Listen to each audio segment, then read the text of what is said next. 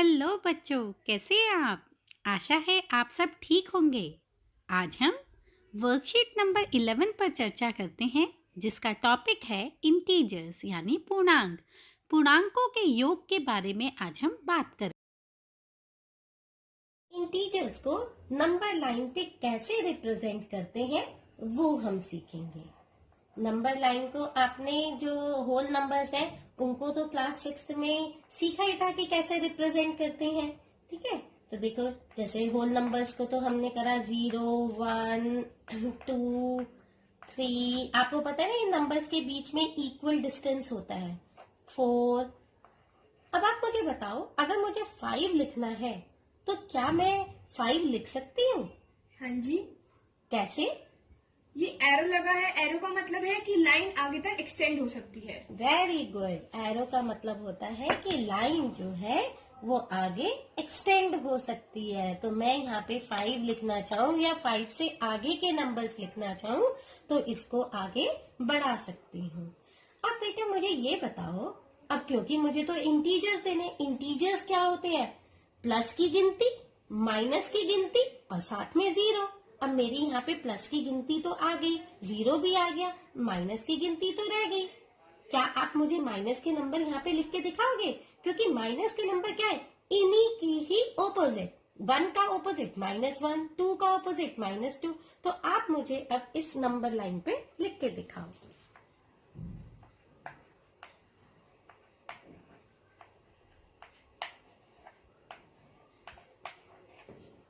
नहीं, माइनस के नंबर ऐसे नहीं लिखे जाते बेटा। देखो बेटा, जैसे एक सीढ़ी है, एक सीढ़ी मैं बना रही हूं, ये उसका एक बेस है। बेस मतलब जो एक चौड़ी वाली सीढ़ी होती है ना घर में, आपने घर में देखी होगी, अपने स्कूल में भी देखी होगी कई जगह। तो ये देखो, ये सीढ़ी है। यहां से ये इस बेस से ये ऊपर चलने की है सीढ़ी, और ये जो है नीचे आने की है। हम यहां से क्या करेंगे? ये हमारा बेस है, मतलब ये हमारा क्या है? 0। राइट। अब इस बेस से हम एक एक कदम ऊपर चढ़ते चले जाएंगे। तो ये पहली सीढ़ी 1, ये दूसरी सीढ़ी 2, फिर 3। तो इसको जब ऊपर चढ़ते चले जाते हैं तो उनको हम रिप्रेजेंट करते हैं प्लस के नंबर से। समझ आया बेटा? अब उसी का, अब ये बेस है, बेस से नीचे की तरफ जब हम आते चले जाते हैं, पहले एक सीढ़ी उतरे, फिर तो वो एक सीढ़ी, जितनी सीढ़ी ऊपर चढ़े थे उतनी ही सीढ़ी हम कहाँ चढ़े? नीचे चढ़े। तो नीचे जब उतरेंगे तो उस नीचे उतरने के हम किससे रिप्रेजेंट करते हैं? माइनस से। तो अब बेस से हम जो है जब नीचे उतरे, जब हम बेस से नीचे उतरे तो हमारा कैसे रिप्रेजेंटेशन होगा?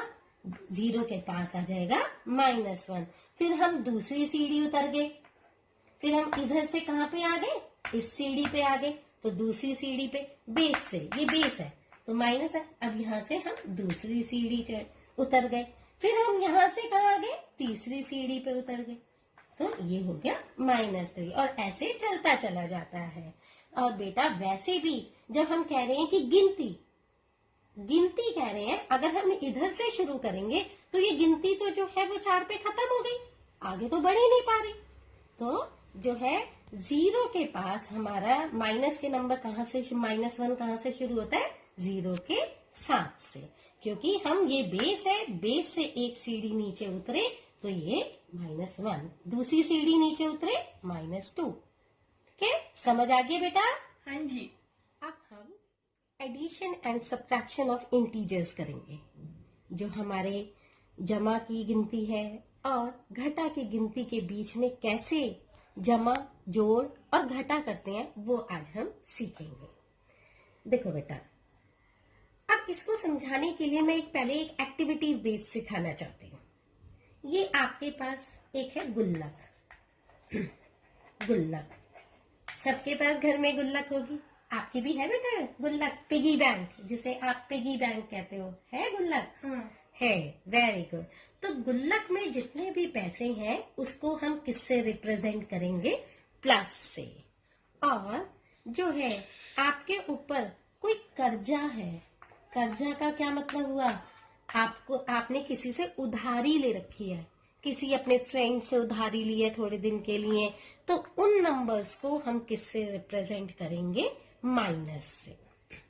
अब देखो बेटा, अगर मान लीजिए आपकी गुल्लक में है 9 रुपए, आपके पास है नंबर 9 माइनस 7।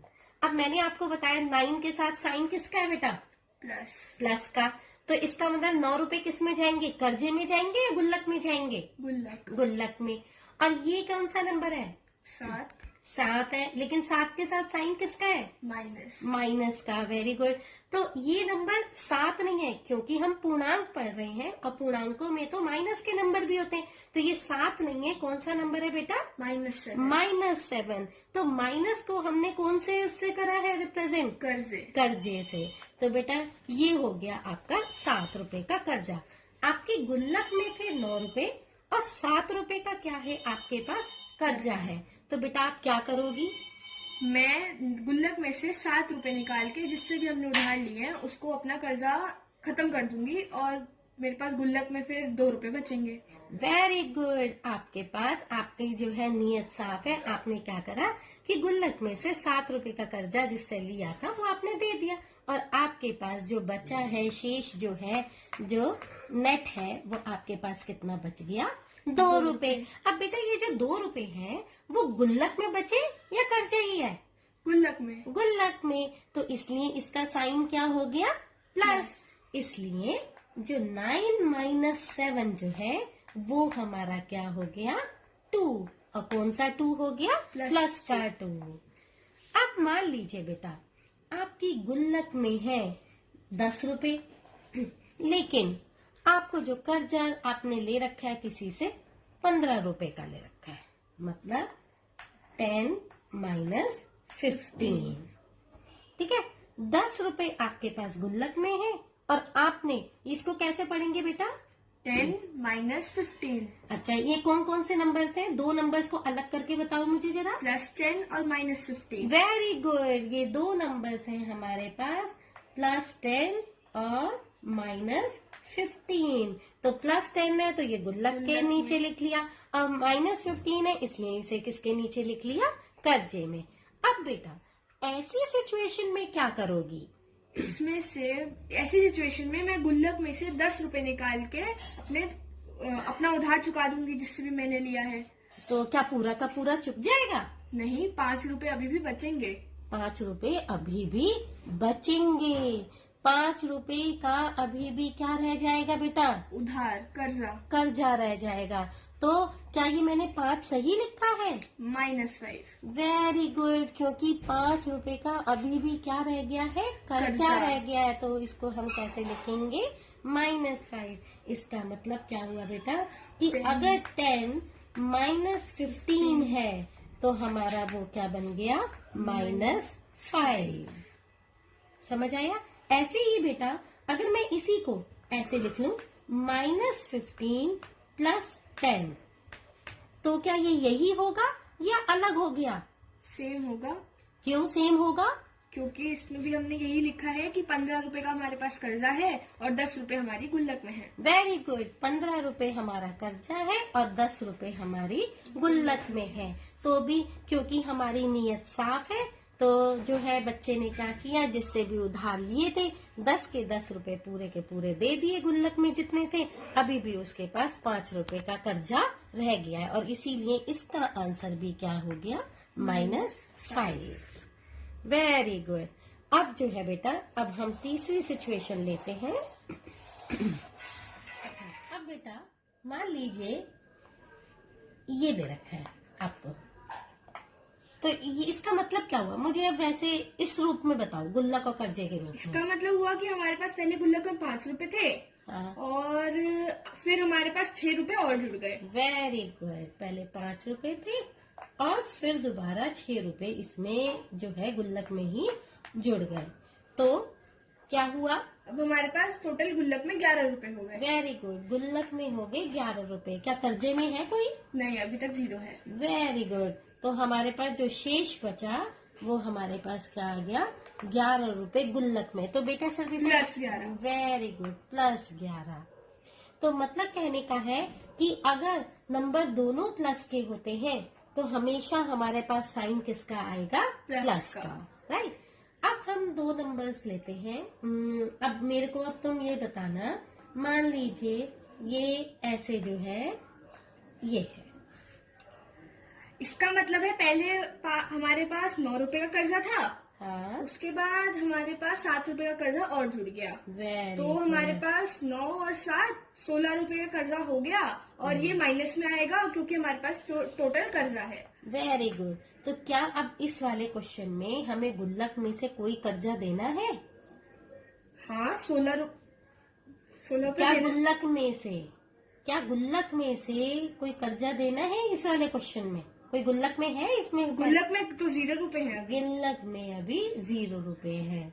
सिर्फ मतलब गुल्लक में हमें नहीं पता कि है या कुछ है या नहीं है, लेकिन मतलब इस क्वेश्चन के हिसाब से सिर्फ कर्जा है, ठीक है। और कर्जा है, आपने बताया दोनों ही कर्जे हैं तो 16 रुपए, और क्योंकि कर्जा है तो कर्जे को हमने साइन किससे दिया है? माइनस से, तो ये आया। इसका मतलब क्या हुआ बेटा, आप चाहे कोई भी और नंबर ले लो, मैं -3 -5 लूंगी तो इसमें भी क्या आएगा? 3 रुपए का कर्जा, फिर 5 रुपए का कर्जा, 8 रुपए का टोटल कर्जा, और कर्जा है तो माइनस में है तो -8। इसका मतलब क्या हो रहा है? जब दोनों माइनस के हैं तो माइनस ही आ रहा है। साइन जो है वो क्या आएगा? माइनस ही आएगा। और वेरी गुड। चलो बच्चों, अब वर्कशीट पर चर्चा करते हैं। अब देखिए बेटा, हम करेंगे पूर्णांकों का योग। व्योमिनी कुमार के घर में छत पर जाने के लिए और नीचे गोदाम में जाने के लिए सीढ़ियां बनी हुई हैं। आइए छत पर जाने के लिए सीढ़ियों की संख्या को धनात्मक पूर्णांक माने और नीचे गोदाम में जाने के लिए सीढ़ियों की संख्या को ऋणात्मक पूर्णांक माने। देखिए बेटा, देखो, ठीक है। अब देखिए, तथा भूमि तल से निरूपित संख्या को 0 माने। ये जो भूमि तल है, ये भूमि तल दे रखा है, राइट। इसको जो है क्या मानना है हमने? 0, राइट। ये बेस हो गया, जैसा अभी पहले भी मैंने एक्सप्लेन किया हुआ है ना कि बेस, सीढ़ी का एक बेस ले रखा है जो चौड़ी वाली होती है, तो वैसे ही यहाँ पे लिया गया है। अब देखिए, भूमि तल से 6 सीढ़ी ऊपर चलिए। अब बेटा देखिए, जब 6 सीढ़ी ऊपर चले तो जो है कहाँ पे पहुँच गए हम लोग? यहाँ पे पहुँच गए, ठीक है। देखो, 1 सीढ़ी, 2 सीढ़ी, 3 4 5 6, तो 6 सीढ़ी ऊपर चढ़ गए। और ऊपर चलने पे हमने क्या कहा है? उसको क्या मानना है? धनात्मक पूर्णांक, ठीक है। तो क्या हो गया? +6, ये होना चाहिए +6। फिर है भूमि तल से 3 सीढ़ी नीचे चलिए। अब बेटा, भूमि तल से 3 सीढ़ी नीचे आ गए। नीचे आपको मैंने पहले भी ये एग्जाम्पल बता रखे हैं, है ना बेटा। तो पहले 1 सीढ़ी नीचे आए तो ये -1 हो गया, ये -2 हो गया, फिर क्या हो गया? -3 हो गया। तो हम जो है भूमि तल से 3 सीढ़ी नीचे आए, 3 सीढ़ी नीचे आए तो ये हो गया -3, ठीक है। अब देखो बेटा, भूमि तल से 6 सीढ़ी ऊपर चढ़िए और फिर वहां से 2 सीढ़ी और ऊपर चढ़िए। पहले तो 6 सीढ़ी यहाँ पे पहुंच गए, है ना, यहाँ पे पहुंच गए। अब कह रहे हैं यहाँ से 2 सीढ़ी और ऊपर चढ़ना है, तो 1 सीढ़ी 2 सीढ़ी, तो ये कौन सा नंबर हो गया? 8 है ना बेटा। तो ये क्या हो गया? प्लस का 8, क्योंकि ऊपर चढ़ रही है, राइट। अब है भूमि तल से 3 सीढ़ी नीचे चलिए। अब 3 सीढ़ी जो है नीचे चलना है, तो देखो बेटा, 3 पहली सीढ़ी, फिर दूसरी सीढ़ी, तीसरी सीढ़ी, 3 सीढ़ी नीचे चल दी। अब फिर वहां से 4 सीढ़ी और नीचे चलिए। अब 4 सीढ़ी और, तो 1 2 3 4, है ना। तो देखो आप कहाँ पे पहुंच गए? -7 पे, है ना। तो देखिए, -3 में हमने -4 और जोड़ा तो वो क्या हो गया? -7 हो गया। अब जो मैंने वैसे गुल्लक और कर्जे का भी बताया, पहले 3 रुपए का कर्जा है, 4 रुपए का कर्जा और बढ़ गया, है ना। तो क्या हो गया? कर्जा तो बढ़ गया ना, तो कितने रुपए का कर्जा और हो गया? 7 रुपए का कर्जा हो गया, तो वो क्या हो गया? -7। तो बेटा उदाहरण आप किसी भी तरीके से ले सकते हैं, बस समझ होनी चाहिए। भूमि तल से 5 सीढ़ी नीचे चलिए और फिर वहां से 7 सीढ़ी ऊपर चढ़िए। ठीक है, पहले 5 सीढ़ी नीचे चलते हैं। ठीक है बेटा, पहले 5 सीढ़ी नीचे चल रहे हैं, दूसरी सीढ़ी, तीसरी, चौथी और ये पांचवी सीढ़ी नीचे जाने के बाद अब यहीं से 7 सीढ़ी ऊपर जाना है। तो 7 सीढ़ी ऊपर, तो देखो बेटा अब मैं जो है कलर चेंज कर लेती हूँ 7 सीढ़ी ऊपर जाने के लिए। ठीक है, तो देखिए 7 सीढ़ी अब ऊपर गए, 1 2 3 4 5, ठीक है, 6 और ये कहाँ पहुंच गए हम? 7। ठीक है, हम किस पे पहुंच गए?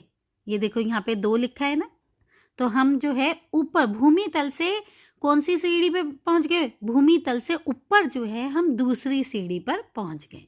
ठीक है बेटा, तो क्या आ गया? अब ऊपर पहुंच गए तो ये क्या हो गया? प्लस का 2। ठीक है, अब है नेक्स्ट, भूमि तल से 6 सीढ़ी ऊपर चढ़िए। ठीक है, पहले भूमि तल से 6 सीढ़ी ऊपर, ये सारा पहले रब कर दिया। भूमि तल से 6 सीढ़ी ऊपर, तो देखो बेटा 1 2 3 4 5 6 सीढ़ी ऊपर चढ़ गए। फिर कह रहा है वहां से 11 सीढ़ी नीचे आइए। तो अब यहीं से 11 सीढ़ी जो है वो नीचे आना है। तो देखो बेटा 11 सीढ़ी, 1 2 3 4 5 6 7 8 9 10 11। तो हम जो है कहाँ पे आ गए? देखो -5। ठीक है, तो ये क्या हो गया? -5। आ गया ना समझ? अब देखो बेटा इससे हमने, आप जब और भी एग्जाम्पल्स करोगे, ठीक है, ऐसे ही किसी भी नंबर से एग्जाम्पल्स करके देखिए, तो आप क्या निष्कर्ष पाओगे कि कभी भी कोई धनात्मक पूर्णांक है उसमें धनात्मक पूर्णांक को जोड़ दें। जैसा कि ये वाला बेटा +6 था, +6 में +2 को, दोनों ही धनात्मक है। ठीक है ना, धनात्मक मतलब प्लस के, इन दोनों धनात्मक को अगर हम जोड़ दें, ठीक है, तो हमारे पास क्या आएगा? धनात्मक पूर्णांक ही आएगा। प्लस है ना, +8, तो धनात्मक पूर्णांक। दूसरा हमने इस एग्जाम्पल से क्या देख रहे हैं?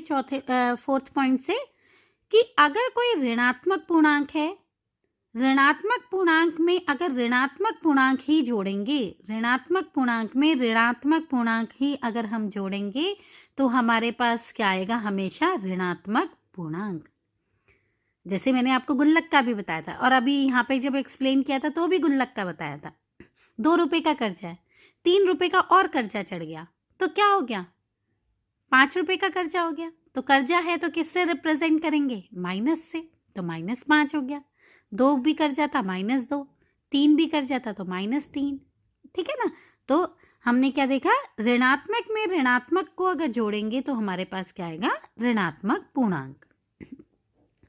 अब देखिए 5वें और 6ठे से भी हमने कोई निष्कर्ष निकाला है। दोनों में आप ये देख रहे हैं, एक धनात्मक है, दूसरा एक धनात्मक है और दूसरा ऋणात्मक है। अब यहाँ पे देखिए, एक धनात्मक और दूसरा ऋणात्मक, लेकिन जो दोनों का आंसर आ रहा है, एक में प्लस में आ रहा है और एक में माइनस में आ रहा है। तो बेटा यहाँ पे भी एक कंडीशन है कि धनात्मक पूर्णांक में अगर हम ऋणात्मक पूर्णांक को जोड़ेंगे तो वो धनात्मक भी हो सकता है, वो ऋणात्मक भी हो सकता है, लेकिन कंडीशन क्या है कि वो धनात्मक तब आएगा जब धनात्मक संख्या का जो मान है वो ज्यादा हो। जैसे बेटा एक सिंपल सी भाषा में बात बताती हूँ।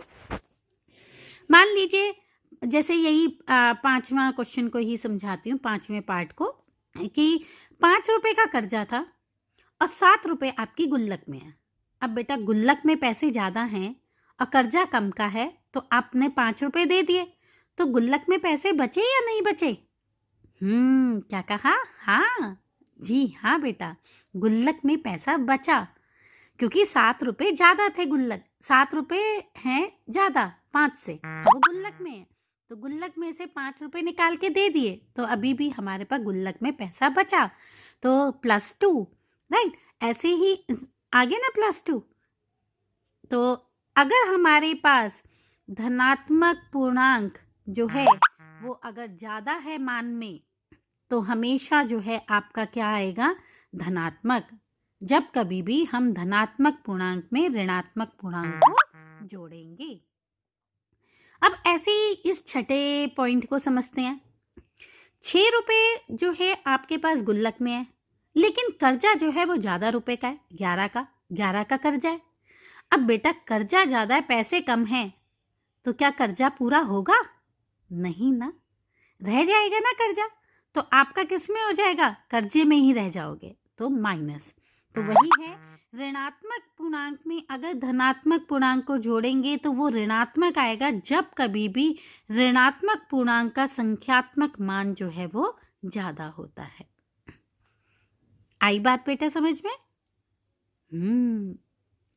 चलो बेटा, अब जो है हम संख्या रेखा पर पूर्णांकों को जोड़ना सीखते हैं। कैसे जोड़ते हैं? अब देखिए बेटा, हमें करना है +3 में +4 को जोड़ना है। +3 +4 जोड़ना है, राइट। अब देखो बेटा, पहले +3 है तो हम इधर की तरफ राइट साइड पे गए, ठीक है। राइट साइड पे प्लस होते हैं, आपने नंबर लाइन पे अभी जब मैंने पहले वीडियो एक्सप्लेन कर रखी है तो बताया ना कि इधर की तरफ राइट साइड पे प्लस के हैं और लेफ्ट साइड पे माइनस के हैं। तो हमने जो है पहले 3 तक जो है आगे यहाँ पे बढ़े, फिर जो है 4 नंबर और आगे हम बढ़े, प्लस की 4 है ना, तो आगे बढ़े, प्लस राइट साइड में ही बढ़ेंगे हम। 1 2 3 4, हम 4 पे बढ़ गए, तो हमारे पास क्या आ गया? +7, है ना बेटा। ऐसे ही अब दूसरा एग्जाम्पल है, जैसे -2 + -7। अब -2 मतलब ऋणात्मक पूर्णांक है, मतलब हमें जो है 0 के किस में जाना है? लेफ्ट साइड में जाना है। तो हम जो है 2 कदम पीछे की तरफ गए 0 से, ठीक है। 0 से जो है लेफ्ट साइड में चले 2 कदम। अब वो कह रहे हैं 5 कदम और जो है पीछे जाओ, -5 दे रखे ना, तो 5 कदम और चले, 1 2 3 4 5, तो कहाँ पे पहुंचे हम? -7 पे। तो देखो बेटा, एक ही एग्जाम्पल को हमने सीढ़ियों से भी करके देख लिया, हमने गुल्लक से भी करके देख लिया, गुल्लक का कर्जा, और हमने नंबर लाइन से भी करके देख लिया, है ना बढ़िया। तो आप किसी भी तरीके से आपको समझ आए तो वो आप समझ सकते हैं, मतलब रटाफिकेशन की, क्रैमिंग की कोई ज़रूरत नहीं है। अब है +6 + -2 कि पहले हम जो है 6 कदम आगे बढ़े, 0 से आगे बढ़े, मतलब राइट साइड में गए, 1 2 3 4 5 6 कदम आगे बढ़े। फिर जो है हमने क्या किया? 2 कदम जो है पीछे की तरफ चल पड़े, ठीक है, मतलब लेफ्ट साइड में। जब हम माइनस कर रहे हैं तो इसका मतलब हो गया लेफ्ट साइड में जा रहे हैं, तो हम 2 कदम पीछे चले, 2 कदम देखो पीछे चले, तो यहीं से 2 कदम गए, 1 और 2, तो कहाँ पे पहुंच गए हम बेटा? 4 पे। और ये 4 क्या है? 0 की कौन सी साइड पे है? राइट साइड पे, तो ये क्या हुआ? +4, ठीक है बेटा। अब है आपका -5 + 4। -5 मतलब जो है 0 से हमें कौन सी साइड पे जाना होगा? लेफ्ट साइड पे, तो हम 5 कदम गए पीछे, 1 2 3 4 5, ठीक है, 5 कदम पीछे गए। फिर जो है हम 4 कदम क्या करा हमने? राइट साइड में गए, +4 है ना, मतलब हमें जो है राइट साइड में जाना है, 0 की तरफ जाना है। तो देखो बेटा, अब हमें 0 की तरफ जाना है, तो मतलब 4 कदम फिर हम राइट में गए, 1 2 3 और 4, हम कहाँ पे पहुंच गए बेटा? -1 पे, है ना। तो जो है ये क्या आ गया? -1। अब आप जो निष्कर्ष देख रहे थे उससे भी कर सकते हो कि अगर एक धनात्मक में दूसरे धनात्मक को हम जोड़ते हैं तो हमेशा क्या आता है, धनात्मक संख्या। एक ऋणात्मक संख्या हो, उसी में दूसरे ऋणात्मक संख्या को भी जोड़े तो फिर क्या आ गया, ऋणात्मक संख्या। अगर एक धनात्मक हो और एक ऋणात्मक हो, देखो दोनों केसेस में, यहाँ पे भी देख लीजिए आप, नीचे वाले में भी एक धनात्मक हो और एक ऋणात्मक हो तो वो प्लस का भी आ रहा है और माइनस का भी आ रहा है, लेकिन कंडीशन क्या है, प्लस का तब आएगा जब धनात्मक की संख्या ऋणात्मक वाले से क्या होगा, ज़्यादा होगी, और माइनस में तब आएगा जब ऋणात्मक की संख्या धनात्मक की संख्या से ज़्यादा होगी। ठीक है, क्लियर हुआ? चलो अब जो है, अब हम प्रैक्टिस क्वेश्चन करते हैं। अब देखिए बेटा, हमारा प्रैक्टिस क्वेश्चन का पहला क्वेश्चन है, संख्या रेखा का प्रयोग करते हुए वह पूर्णांक ज्ञात कीजिए। ए पार्ट है जो 3 से 5 अधिक हो, बी पार्ट 2 से 3 कम है और सी पार्ट -3 से 3 कम है। तो देखिए बेटा, ए पार्ट है 3 से 5 अधिक। 3 से 5 अधिक मतलब क्या हुआ, पहले तो हम 3 पे जाएंगे, ठीक है, 3 पे गए, 1 2 3। अब 3 से ही 5 अधिक मतलब इसी से ही 5 और ज़्यादा, ज़्यादा हमेशा बेटा किस साइड पे जाना है, राइट साइड पे, ठीक है। तो 1 2 3 4 5, तो 5 अधिक गए तो किस पे पहुंच गए हम, 8 पे। तो हमारा 3 जमा 5 जो है वो कितना हो गया, 8। ठीक है बेटा। अब देखिए सेकंड पार्ट है, 2 से 3 कम। 2 से 3 कम, तो पहले तो जो है हमें 2 पे पहुंचना है, मतलब जब भी यहाँ पे कोई साइन नहीं दे रखा तो इसका मतलब क्या हो गया, ये कितना दे रखा है, प्लस का। तो देखो बेटा, 2 से हम पहले 2 पे पहुंचे, 1 2। अब जो है कम की बात हो रही है बेटा, जब भी कभी कम की बात है तो हमें कहाँ जाना है, उल्टे हाथ की तरफ। अधिक की बात है तो किधर जाना है, हमें सीधे हाथ की तरफ, ठीक है, राइट। अब देखिए 3 कम, तो 3 कम है, तो आप देखो बेटा यहीं से हम, क्योंकि 2 से जाना है, 3 कम 1 2 और हम यहाँ 3 कम पे चले गए, ठीक है। कम मतलब लेफ्ट साइड पे जाना है, तो हम कहाँ पे पहुँच गए, -1 पे। तो 2 से 3 कम कितना हो गया, -1। अब है -3 से 3 कम। अब देखो बेटा, -3 से, ठीक है, -3, पहले हम -3 पे पहुंचे, -3 पे पहुंच गए। अब इससे जो है 3 कम, मैंने आपको बताया कम में कहाँ पे जाना है, उल्टे हाथ की तरफ, ठीक है ना। तो हम 3 कम पे गए, तो यहाँ पे देखिए 3 कम हम जा रहे हैं, तो 1 2 3, 3 कम चले गए, तो हम कहाँ पे पहुँच गए, -6 पे, ठीक है बेटा। तो अब देखिए 3 जमा 5 हमारे को क्या मिला, +8, राइट, +8। 2 - 3 जो है, 2 से 3 कम हमें मिला पूर्णांक -1, और -3 से 3 कम जो पूर्णांक हमारा निकला वो है -6, ठीक है बेटा। अब जो है हमारा सेकंड क्वेश्चन है, सेकंड क्वेश्चन का ए पार्ट, 21 में हमें जो है योग, सबका योग ज्ञात करना है, तो 21 में हमें जोड़ना है -12 को। अब बेटा देखिए, एक संख्या धनात्मक है और दूसरी संख्या क्या है, ऋणात्मक है, ठीक है। और हमारी धनात्मक वाली संख्या का जो मान है वो ज़्यादा है, ठीक है, गुल्लक में पैसे ज़्यादा हैं और कर्जा जो है हमारा कम है, तो गुल्लक में पैसे बचे रहेंगे। तो सबसे पहले हमें ये पता चल गया कि आंसर हमारा किस में आएगा, प्लस में। अब 21 में से हम 12 को, क्योंकि गुल्लक में से पैसे हम 12 को घटा देंगे, ठीक है, 12 रुपये निकाल दिए कर्जे वाले, ख़त्म कर दिए कर्जा, तो कितना बच गया हमारे पास गुल्लक में, 9 रुपये, तो +9। अब आए बेटा बी पार्ट, हमारा है -25 में हमें -61 को जोड़ना है। अब बेटा देखिए पहली संख्या ऋणात्मक, ऋणात्मक से में हम ऋणात्मक को ही जोड़ रहे हैं, तो हमने निष्कर्ष में क्या पढ़ा था, क्या आएगा आंसर, किस में आएगा, ऋणात्मक में ही।